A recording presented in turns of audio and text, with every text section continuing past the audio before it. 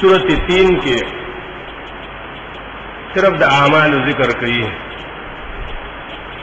اعمال حسنه دا ذکر کوي، دو قسمه د انسان د کامیابی ذکر کوي او د انسان د رسوایی ذکر کوي، او یو څو څلور گواهان په دې باندې ذکر کوي. بسم الله الرحمن الرحیم. والتین گواه د مقام د وحی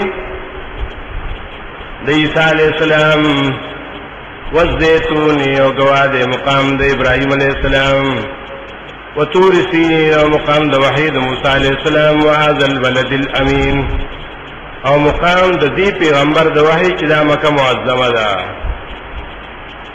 د مقامات ذکر کوي خو مراد تینا صاحب ده، د تین صاحب عیسی علیہ السلام، د زیتون صاحب ابراهیم علیہ السلام، د طور سینین صاحب موسی علیہ السلام، او د دې خار نبی علیہ السلام.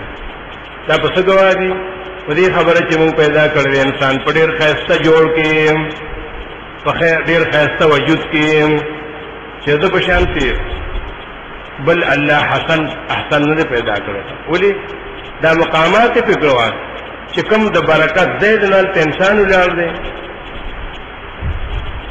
چې کوم زیونه د الله د خیر او برکت دی او د عزت نه انسان ولر دی، نو بس دا گواهی په دې باندې چې په عزت کې او شرافت دې ته څوک نه رسي کنه.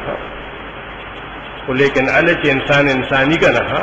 ثم رددنا واسفل سافلین، بیا دا بنده دی چې موږ واپس کو دل راغ لاندې د لاندو ته، دغه بیا بل لاندې نشته نو چې خپل رب حکم نه مني او د خپل عزت خیال نه ساتي.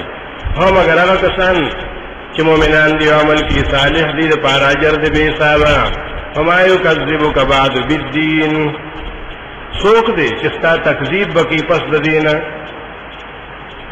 څوک دی چې تکذیب وکړي ستا پس د دینه په دې دین کې، دا به څوک چې ستا تکذیب کوي چې الله تعالی ته وحی وکړه قرآن راغی.